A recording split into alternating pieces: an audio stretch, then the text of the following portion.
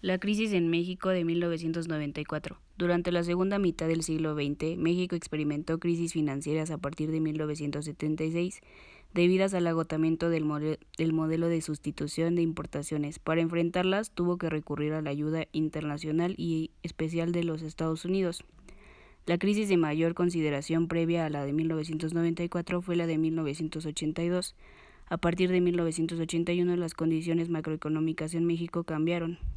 Los precios del petróleo comenzaron a disminuir y los capitales a salir. El gobierno mantuvo la paridad cambiaria. Las tasas de interés sufrieron un alza a nivel internacional, lo que hizo aún más atractiva la salida de capitales. Además, casi la mitad de la deuda externa del país vencía en 1982. Para marzo de este año, la situación fue insostenible y la paridad cambiaria pasó de 24.51 a 57.18 pesos por dólar. El gobierno anunció medidas de emergencia, entre las que podemos mencionar recortes a los subsidios, el aumento de 30% a los salarios mínimos y el congelamiento de cuentas en dólares, seguido por su conversión de moneda nacional a precios por debajo de mercado. Finalmente decidió nacionalizar la banca.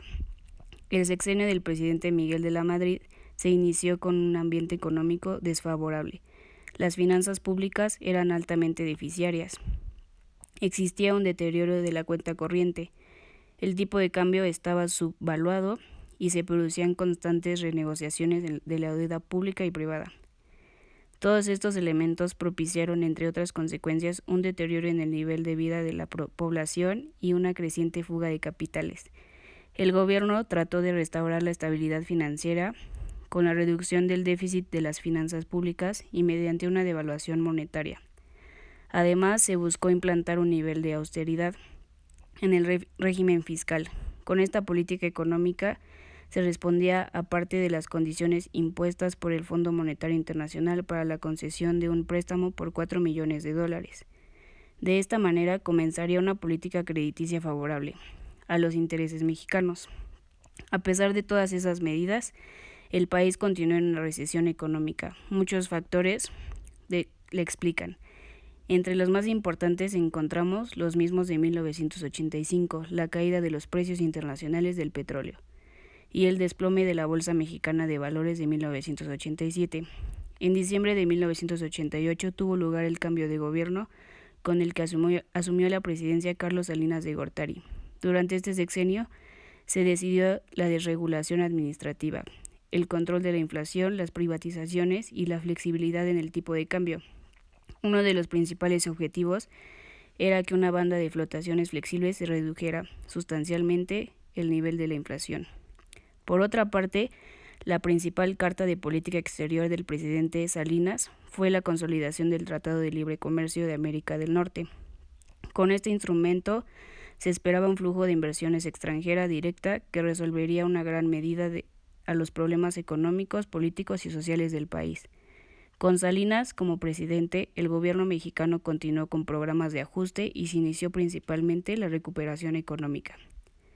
Además, para atraer a los inversionistas extranjeros, el gobierno adoptó, entre otras medidas, una mayor apertura, una mayor liberación y la privatización de diversas paraestatales.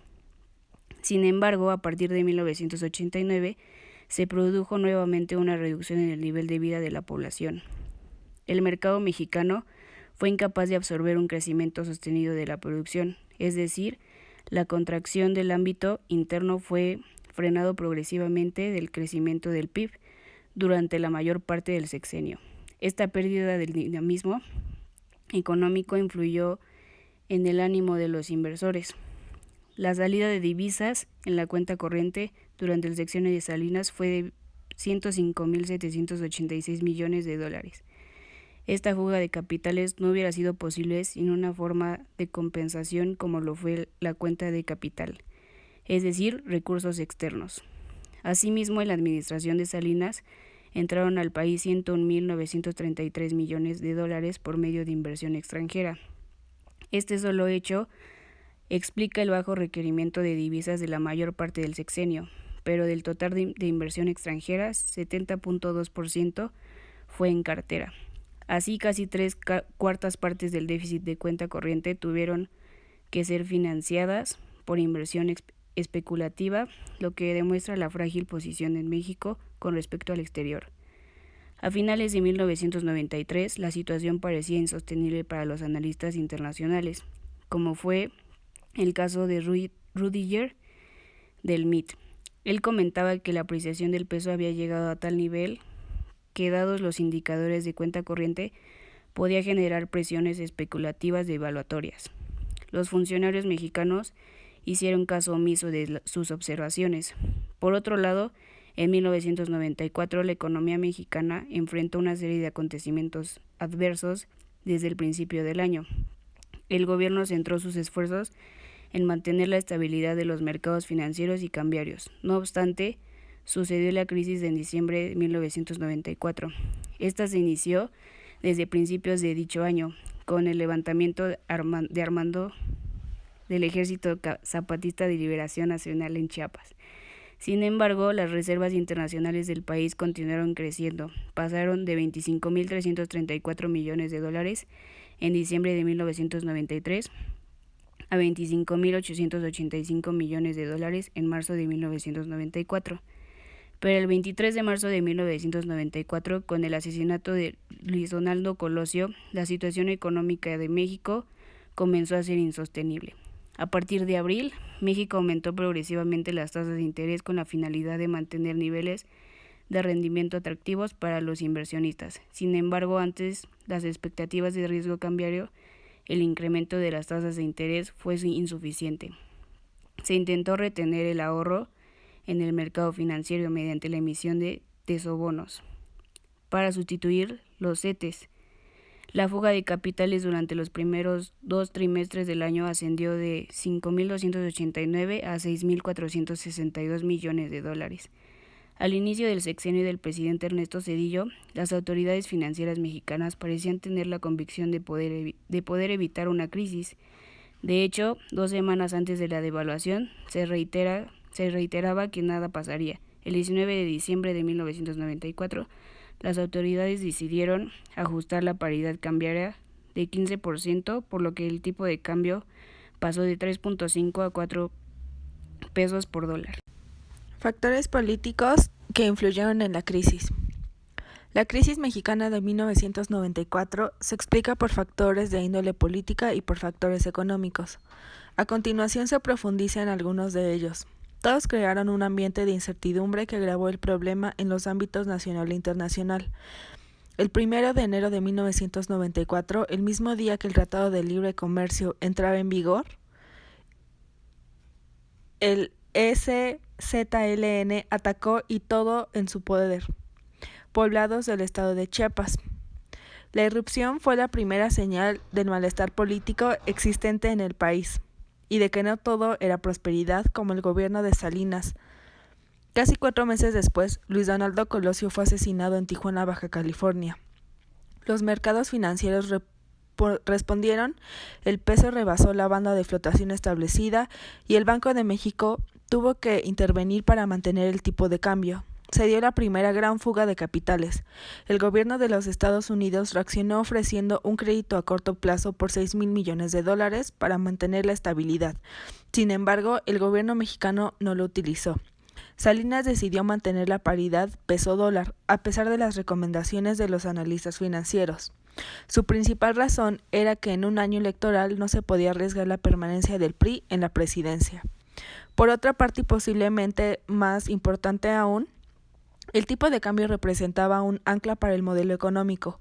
Al cambiarlo, el modelo se ponía en riesgo, ya que difícilmente se mantendría el crecimiento de 3% necesario para su funcionamiento. Además, Salinas tampoco pondría en juego su orgullo y su inminente candidatura para la recién creada Organización Mundial del Comercio, OMC. Lo que sí se hizo fue aumentar la tasa de interés de los CETES de 9% a 18%. A pesar de esto, los inversionistas no respondieron porque los CETES se emitían en moneda local y temían una nueva devaluación. Los inversionistas preferían los tesobonos, pues les proporcionaban un seguro contra una probable devaluación. Este mecanismo solo atrajo capitales especulativos. El gobierno decidió reducir la emisión de CETES y aumentar la de tesobonos. El siguiente acontecimiento político fue el asesinato de José Francisco Ruiz Maceu, líder del PRI, el 29 de septiembre de 1994. La respuesta de los mercados financieros no se reflejó en una caída de las reservas internacionales, mismas que sí se vieron afectadas en noviembre cuando Mario Ruiz Maceu culpó a María de los Ángeles Moreno y a Ignacio Pichardo, ambos representantes del PRI, del asesinato de su hermano José Francisco. El EZLN lanzó otra ofensiva para festejar el primer año de su levantamiento y de nuevo se posesionó de varios poblados chiapanecos. El 19 de diciembre, Jaime Sierra, quien era el secretario de Hacienda, anunció una ampliación del 15.3% en la banda de fluctuación del peso, responsabilizando a ello a lo acontecido en Chiapas. Factores económicos explicativos de la crisis. A mediados de 1994, México se encontraba en una fase de expansión de su ciclo económico.